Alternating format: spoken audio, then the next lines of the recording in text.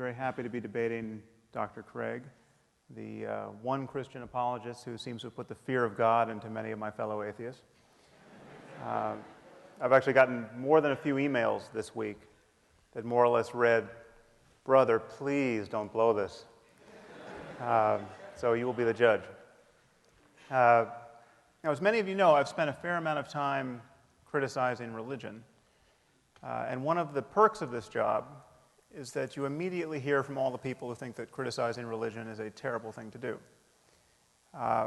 And strangely, the reason people rise to the defense of God is not that there's so much evidence that God exists, but that they believe that belief in God is the only intellectual framework for an objective morality. And clearly, Dr. Craig is among their number. Now, the sense is that without the conviction that moral truths exist, that words like right and wrong and good and evil actually mean something, humanity will just lose its way. That's the fear, and I actually share that fear. I've come to believe that this concern that many religious people have of the erosion of secular morality is not an entirely empty one. Now, I once spoke at an academic meeting on these themes, and I said, as I will say tonight, that once we understand morality in terms of human well-being, we'll be able to make strong claims about which behaviors and ways of life are good for us and which aren't. And I cited as an example the sadism and misogyny of the Taliban as an example of a worldview that was less than perfectly conducive to human flourishing. And it turns out that to denigrate the Taliban at a scientific meeting is to court controversy. Mm-hmm. And after my remarks, I fell into debate with another invited speaker, and this is more or less exactly how our conversation went. She said, "How could you ever say that forcing women to wear burqas is wrong from the point of view of science?"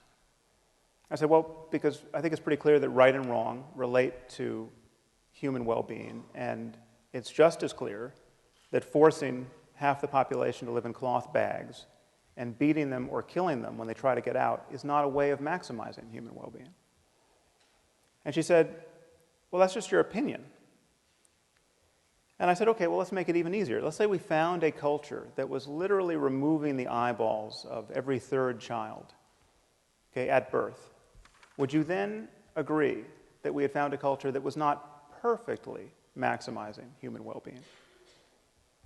And she said it would depend on why they were doing it. So after my eyebrows returned from the back of my head, I said, okay, well, let's say they're doing it for religious reasons. Let's say they have a scripture which says every third should walk in darkness, or some such nonsense. Okay.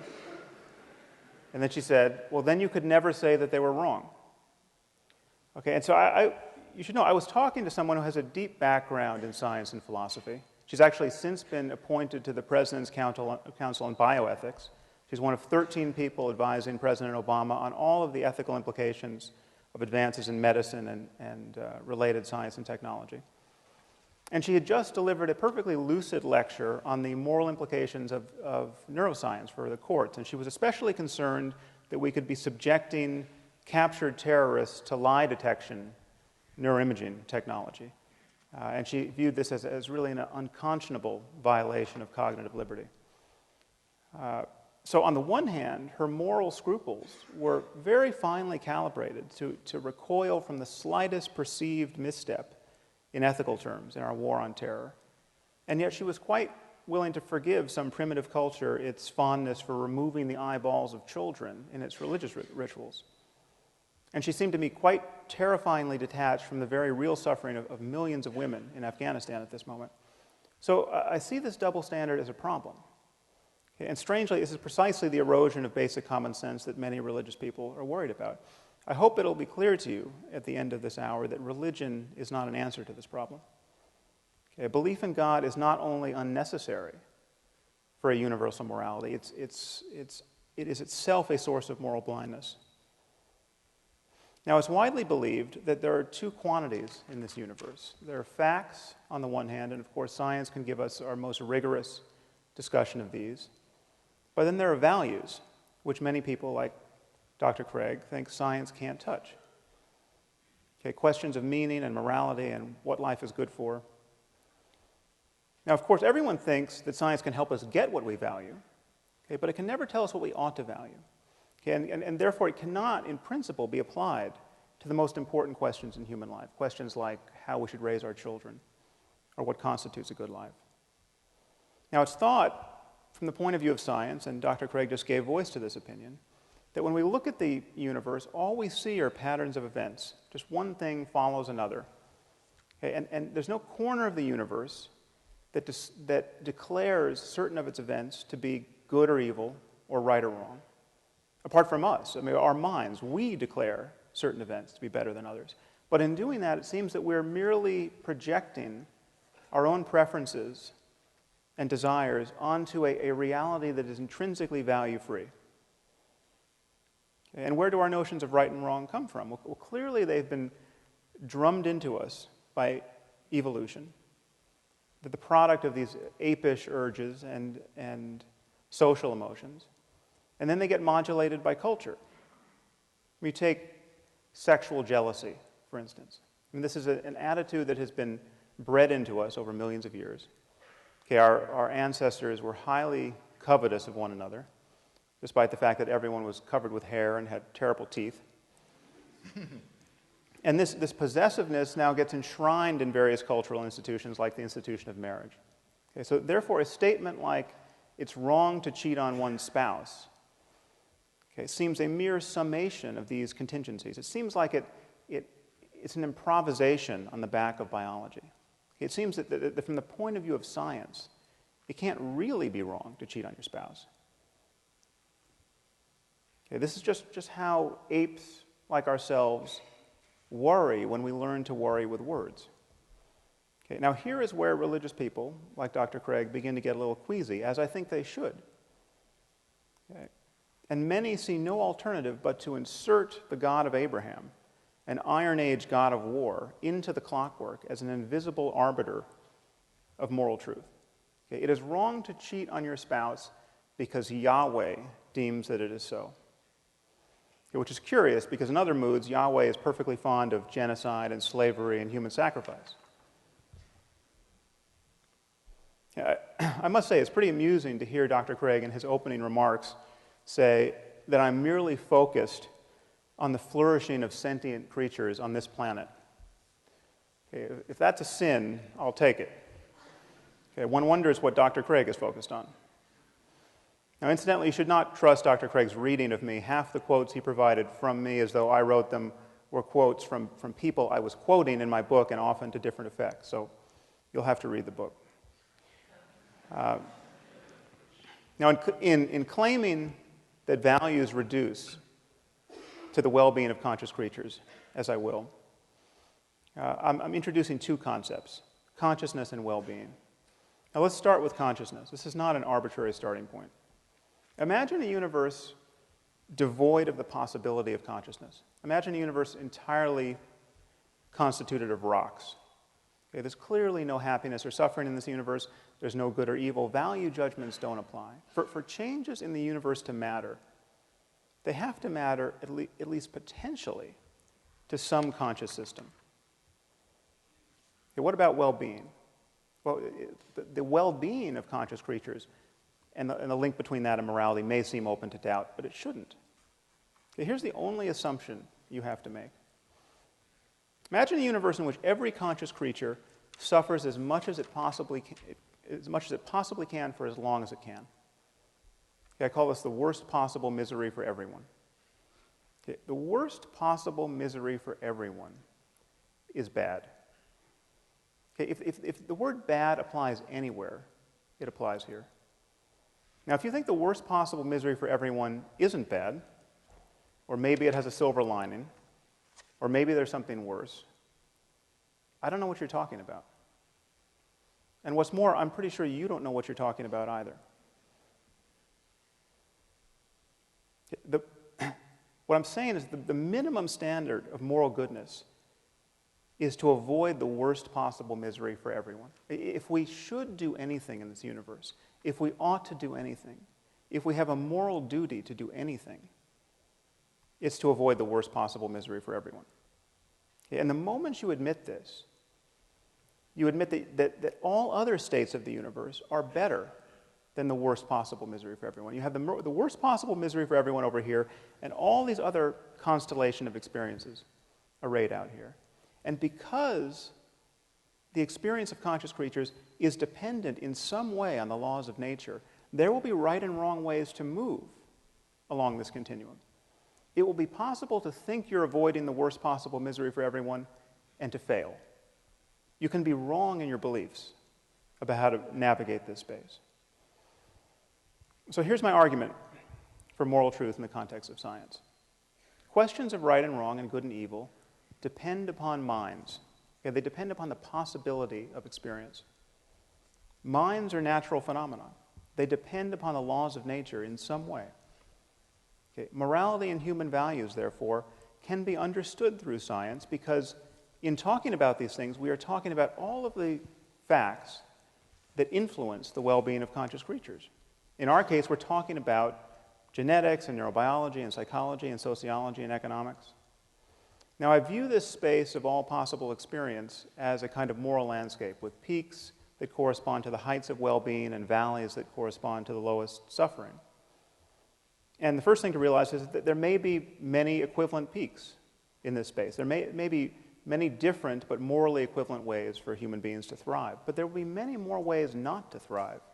There'll be many more ways to fail to be on a peak. There are clearly more ways to suffer unnecessarily in this world than to be sublimely happy. Now, the Taliban are still my favorite example of a culture that is struggling mightily to build a society that's clearly less good than many other societies on offer. The average lifespan for women in Afghanistan is 44 years. Okay, they have a 12% literacy rate.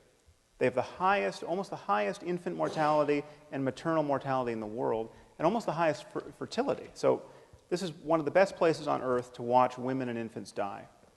Okay, it seems to me perfectly obvious that the best response to this dire situation, which is to say the most moral response, is not to throw battery acid in the faces of little girls for the crime of learning to read. Now, of course, this is common sense to us, unless you happen to be a bioethicist on the President's Commission at this moment. But I'm saying, at bottom, these are also truths about biology and neurology and psychology and sociology and economics. It is not unscientific to say that the Taliban are wrong about morality, that the moment we notice that we know anything at all about human well-being, we have to say this. Okay, now, some people with a little philosophical training may be tempted to say, but what if a father wants to burn off his daughter's face with battery acid? Who are you to say that he's not as moral as we are? What if he has an alternate conception of well-being that's just as legitimate? Or who's to say that we should care about the well-being of little girls? This is the kind of email I get, incidentally. Now, moral skeptics of this kind, and Dr. Craig has essentially endorsed this position, in a way, without God, think that the only way to judge one person's values to be wrong are with respect to another person's values, and all such judgments have to be on a par. Okay, this is not true. There are many ways for my values to be objectively wrong. They can be wrong with respect to deeper values that I hold. They can be wrong with respect to deeper values that I would hold if I were only a deeper person. It's clearly possible to value things that will reliably make you miserable in this life. It's clearly possible to be cognitively and emotionally closed to experiences that you would want if you were only intelligent and knowledgeable enough to want them. It is possible not to know what one is missing in life. So things can be right or wrong or good or evil, quite independent of a person's opinions. Now, some of you might worry that I haven't defined well-being enough. How can something this loose as a concept be the benchmark of objective values? Well, consider by analogy the concept of physical health. Physical health is very difficult to define. It used to be that if you were healthy, you could expect to live to the ripe old age of 40. Now our lifespan, our life expectancy has doubled in the last 150 years. What does health mean? Okay, well, it has something to do with not always vomiting, okay, not being in excruciating pain, not running a fever. Okay, but how fast should a healthy person be able to run? Okay, that question might not have an answer. Okay, but this does not make the question of health vacuous. Okay, it doesn't make it merely a matter of opinion or of cultural construction. Okay, the distinction between a healthy person and a dead one is about as clear and consequential as any we ever make in science. Okay, and notice that no one is ever tempted to attack the philosophical underpinnings of medicine with questions like, well, who are you to say that not always vomiting is healthy? What if you meet someone who wants to vomit, and he wants to vomit until he dies? Okay, how could you argue that he is not as healthy as you are? In talking about morality and human values, I think we really are talking about mental health and the health of societies. And the truth is, science has always been in the values business. We simply cannot speak of facts without resorting to values. I mean, consider the simplest statement of scientific fact. Water is 2 parts hydrogen and 1 part oxygen. This seems as value-free an utterance as human beings ever make. But what do we do when someone doubts the truth of this proposition? Okay, all we can do is appeal to scientific values, the value of understanding the world, the value of evidence, the value of logical consistency. What if someone says, well, that's not how I choose to think about water. Okay, I'm a biblical chemist, and I read in Genesis 1 that God created water before he created light. So I take that to mean that there were no stars. So there were no stars to fuse helium and hydrogen into heavier elements like oxygen. Therefore, there was no oxygen to put in the water. So either water has no oxygen, or God created special oxygen to put in the water. But I don't think he would do that because that would be biblically inelegant. Okay, what can we say to such a person?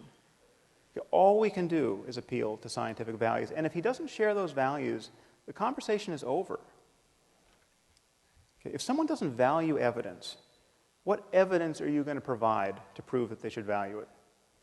If someone doesn't value logic, what logical argument could you provide to show the importance of logic?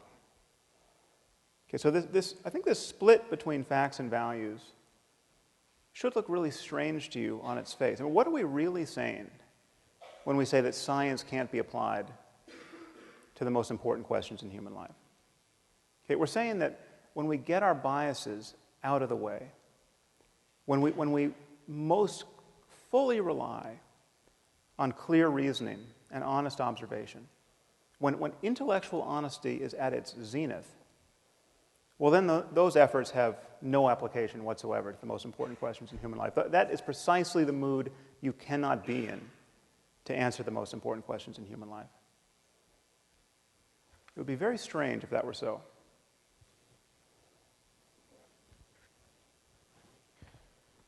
Well, that was all very interesting. Ask yourselves, what is wrong with spending eternity in hell? Well, I'm told it's rather hot there, for one. Dr. Craig is not offering an alternative view of morality. Okay, the whole point of Christianity, or so it is imagined, is to safeguard the eternal well-being of human souls. Now, happily, there's absolutely no evidence that the Christian hell exists. Okay, and I think we should look at the consequences of believing in this framework, this theistic framework, in this world, and what these moral underpinnings actually would be. All right. 9 million children die every year before they reach the age of 5. Okay, picture an Asian tsunami of the sort we saw in 2004 that killed 250,000 people. One of those every 10 days, killing children only under 5. Okay, it's 24,000 children a day, 1,000 an hour, 17 or so a minute. That means before I can get to the end of this sentence, some few children, very likely, will have died in terror and agony. Okay, think of the parents of these children. Think of the fact that most of these men and women believe in God and are praying at this moment for their children to be spared. And their prayers will not be answered. Okay, but according to Dr. Craig, this is all part of God's plan.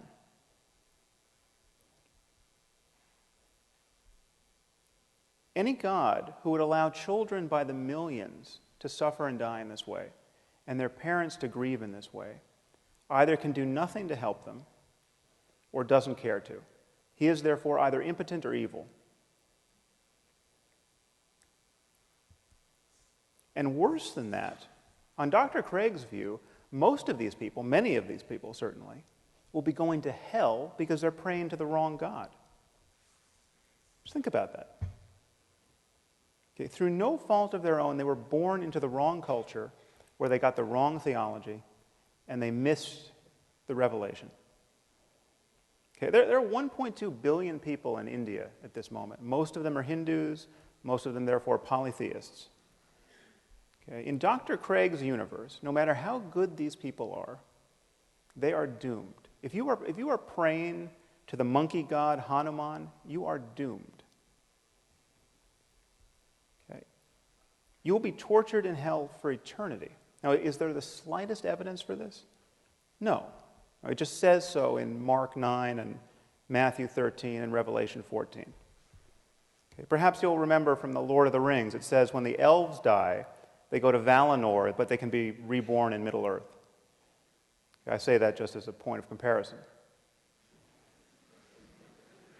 Okay. So God created the cultural isolation of the Hindus. Okay. He engineered the circumstance of their deaths in ignorance of revelation. And then he created the penalty for this ignorance, which is an eternity of conscious torment in fire.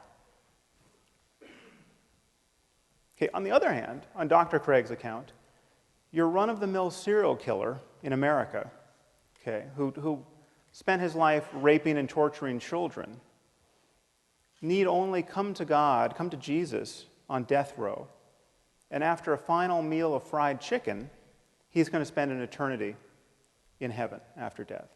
Okay, one thing should be crystal clear to you. This vision of life has absolutely nothing to do with moral accountability. Okay, and please notice the double standard that people like Dr. Craig use to exonerate God from all this evil. Okay, we're told that God is loving and kind and just and intrinsically good, but when someone like myself points out the rather obvious and compelling evidence that God is cruel and unjust because he visits suffering on innocent people of a scope and scale that would embarrass the most ambitious psychopath. Okay? We're told that God is mysterious. Okay? Who can understand God's will? Okay? And yet this is precisely, this merely human understanding of God's will is precisely what believers use to establish his goodness in the first place. You know, something good happens to a Christian. He feels some bliss while praying, say, or he sees some positive change in his life. And we're told that God is good. Okay, but when children by the tens of thousands are torn from their parents' arms and drowned, we're told that God is mysterious. Okay, this is how you play tennis without the net. Okay, and I want to suggest to you that it is not only tiresome when otherwise intelligent people speak this way, it is morally reprehensible. This kind of faith is really the perfection of narcissism. I mean, God loves me, don't you know? He cured me of my eczema. He makes me feel so good while singing in church. And just when we had given up hope, he found a banker who was willing to reduce my mother's mortgage.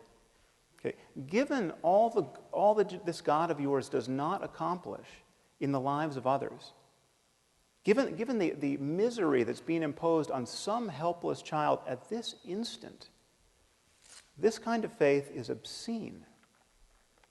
Okay, to think in this way is to fail to reason honestly or to care sufficiently about the suffering of other human beings. And if God is good and loving and just and kind, and he wanted to guide us morally with a book, why give us a book that supports slavery? Why give us a book that admonishes us to kill people for imaginary crimes like witchcraft. Now, of course, there's a way of not taking these questions to heart. Okay, according to Dr. Craig's divine command theory, God is not bound by moral duties. God doesn't have to be good. Whatever he commands is good. So when he commands that the Israelites to slaughter the Amalekites, that behavior becomes intrinsically good because he commanded it. Okay, well, here we're being offered, I'm glad he raised the issue of psychopathy, we're being offered a psychopathic and psychotic moral attitude. It's psychotic because this is completely delusional. There's no reason to believe that we live in a universe ruled by an invisible monster, Yahweh. But it is psychopathic because this is a total detachment from the well-being of human beings. This so easily rationalizes the slaughter of children. Okay, just think about the Muslims at this moment who are blowing themselves up, okay, convinced that they are agents of God's will. There is absolutely nothing that Dr. Craig can say against their behavior in moral terms, apart from his own faith-based claim that they're praying to the wrong God. Okay, if they had the right God, what they were doing would be good on divine command theory. Now, I'm obviously not saying that Dr. Craig or all religious people are psychopaths and psychotics, but this, to me, is the true horror of religion. Okay, it allows perfectly decent and sane people to believe by the billions what only lunatics could believe on their own. Okay, if you wake up tomorrow morning thinking that saying a few Latin words over your pancakes is going to turn them into the body of Elvis Presley, okay, you have lost your mind. Okay. But if you think more or less the same thing about a cracker and the body of Jesus, you're just a Catholic.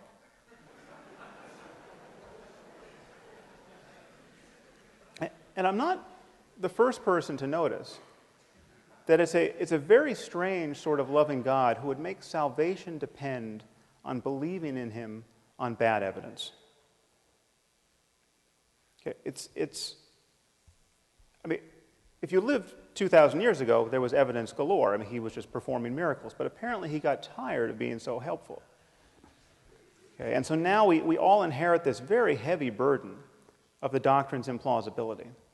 And the effort to square it with what we now know about the cosmos and what we know about the all-too-human origins of Scripture becomes more and more difficult.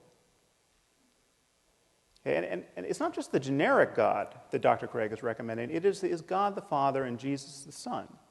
Okay, Christianity, on Dr. Craig's account, is the true moral wealth of the world. Well, I hate to break it to you here at Notre Dame, but Christianity is a cult of human sacrifice. Okay, Christianity is not a religion that repudiates human sacrifice. It is a religion that celebrates a single human sacrifice as though it were effective. God so loved the world that he gave his only Son, John 3:16. Okay, the idea is that Jesus suffered the crucifixion so that none need suffer hell, except those billions in India and billions like them throughout history. Okay, this is astride.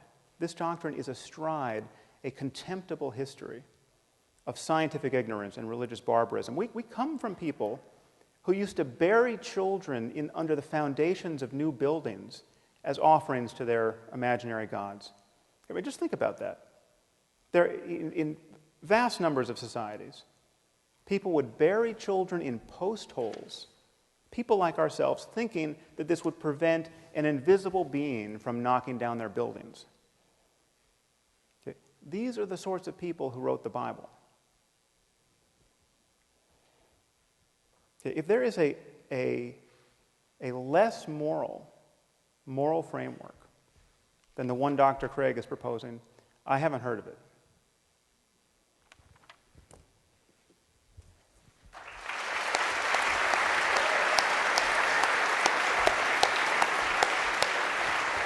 Begin? Well, perhaps you've noticed Dr. Craig has a charming habit of summarizing his opponent's points in a way in which they were not actually given, so I will leave it to you to sort it out on YouTube. Needless to say, I didn't call those esteemed colleagues of his psychopaths, as I made clear. In any case, Dr. Craig has merely defined God as being intrinsically good. If you want to charge someone with merely semantic games, the shoe's on the other foot as well. There is no reason that I can see why there couldn't be an evil God, or several. Okay, but his God is intrinsically good. Goodness is grounded in his very nature. That is a definitional move that he has made.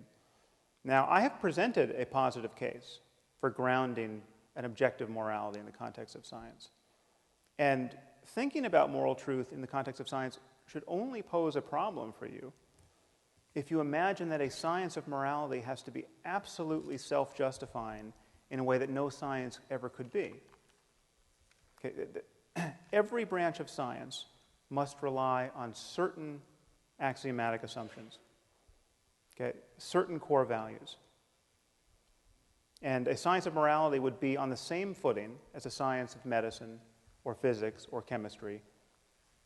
You need only assume that the worst possible misery for everyone is bad and worth avoiding, and indeed the worst case scenario for conscious life. And if science is unscientific, if having a value assumption at the core renders science unscientific, what is scientific? Now, Dr. Craig is confused about what it means to speak with scientific objectivity about the human condition. He says things like, from the point of view of science, we're just constellations of atoms and we're no more valuable than rats or insects. Okay, as though the only scientifically objective thing that could be said about us is that we're constellations of atoms. Okay, there are two very different senses in which we use these terms subjective and objective. Okay, the first is epistemological. It relates to how we know. And when we say we're reasoning or thinking objectively in this sense, we're talking about the style in which we're thinking. We're talking about the fact that we're seeing through our biases, which is to say, trying to jettison bias. We are reasoning in a way that's available to the data. Our minds are open to counter-arguments. Now, this is the absolute foundation of science, and this is what opens such an invidious gulf between science and religion, the difference here in this approach to objectivity. But science does not require that we ignore the fact that certain facts are subjective, ontologically subjective. Okay, there are facts about the human condition that science can understand and study that are first-person facts, facts about what it's like to be you. Okay, and we can study these facts, and our study of them reveals how much deeper and richer and more meaningful our lives are than the lives of cockroaches. Okay, so this is a false reductionism that he's purveying here. Now, so there are subjective facts. If you happen to have an intact nervous system, being burned alive will be excruciatingly painful. The painfulness of pain is a subjective fact about you. Okay, what my argument entails is that we can speak objectively about a certain class of subjective facts that go by the name of morality, that relate to questions of good and evil, and these depend on the well-being of conscious creatures, especially our own. And by this light, we can see that it's possible to value the wrong things. I mean, if you think you prefer to be neurotic and in pain, and incapable of creative work, and completely disconnected from other people, there's something wrong with you. Okay, objectively wrong with you? Yes. Okay. In that you are closed to higher states of consciousness. Higher with respect to what? Higher as in further from the lowest possible state of consciousness, the worst possible misery for everyone. Okay, is the worst possible misery for everyone really bad? Once again, we have hit philosophical bedrock with the shovel of a stupid question. Now, I want to take a brief moment to speak about these higher possibilities, because It's often thought that non-believers like myself are closed to some remarkable experiences that religious people have. That's not true. That's not true. There's nothing that prevents an atheist from experiencing self-transcending love and ecstasy and rapture and awe. There's nothing that prevents an atheist from going into a cave for a year like a proper mystic and doing nothing but meditate on compassion, say. What atheists don't tend to do is make unjustifiable and unjustified claims about the nature of the cosmos or about the divine origin of certain books on the basis of those experiences. Now, the prospect of somebody becoming a true saint in life and inspiring people long after their deaths is something that I take very seriously. I've spent a lot of time studying meditation with some very great, wise old yogis and Tibetan lamas who've spent decades on retreat. I mean, really remarkable people. Okay? People who I actually consider to be spiritual geniuses of a certain sort. And so I can well imagine if Jesus was a spiritual genius, a palpably non-neurotic and charismatic and wise person, I can well imagine the experience of his disciples. I can well imagine the kind of influence he could have on their lives. Okay? We do not have to presuppose anything on insufficient evidence in order to explore this higher terrain of human well-being. We don't have to take anything on faith. We don't have to lie to ourselves or to our children about the nature of reality. If we want to understand our situation in the world, along with these deeper possibilities, we have to do it in the spirit of science. Okay, given that people have had these remarkable experiences in every context, while worshiping one God, while worshiping hundreds, while worshiping none, that proves that a deeper principle is at work. That the sectarian claims of our various religions can't possibly be true in that context. And all we have is human conversation to capture these possibilities. We can either have a first-century conversation as dictated by the New Testament, or a 7th century conversation as dictated by the Quran, or a 21st century conversation that leaves us open to the full wealth of human learning. Please think about these things.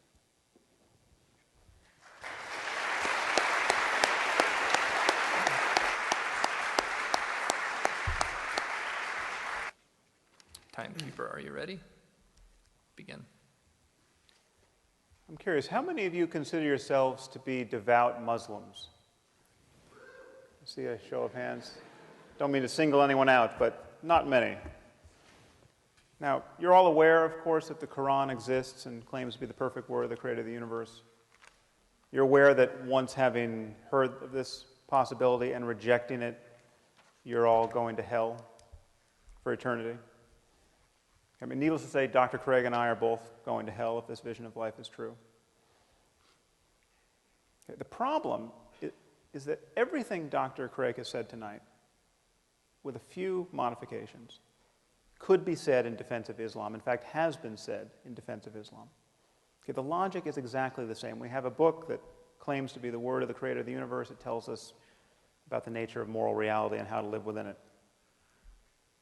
Well, what if Muslims are right? And what if Islam is true? Okay, how should we view God in moral terms? How would we view God in moral terms? Or I should say Allah. Okay, we have been born in the wrong place, to the wrong parents, given the wrong culture, given the wrong theology. Okay, needless to say, Dr. Craig is doomed. He's been thoroughly confused by Christianity. I mean, just appreciate what a bad position he's now in to appreciate the true Word of God.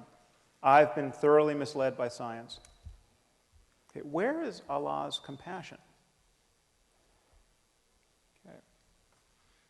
And yet, he's omnipotent. He could change this in an instant. He could give us a sign that would convince everyone in this room. And yet he's not going to do it. And hell awaits. And hell awaits our children because we can't help but mislead our children. Okay, now just hold this vision in mind. And first appreciate how little sleep you have lost over this possibility. Okay? Just feel in yourself at this moment how carefree you are and will continue to be in the face of this possibility. What are the chances that we're all going to go to hell for eternity because we haven't recognized the Quran to be the perfect word of the creator of the universe? Please know that this is exactly how Christianity appears to someone who's not been indoctrinated by it.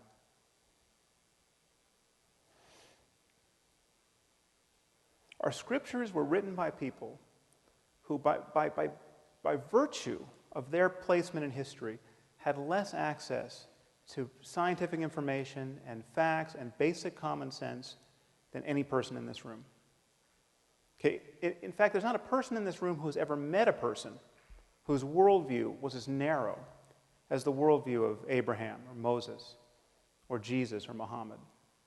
And most of these people, with a few exceptions, had a moral worldview that was more or less indistinguishable from that of an Afghan warlord today.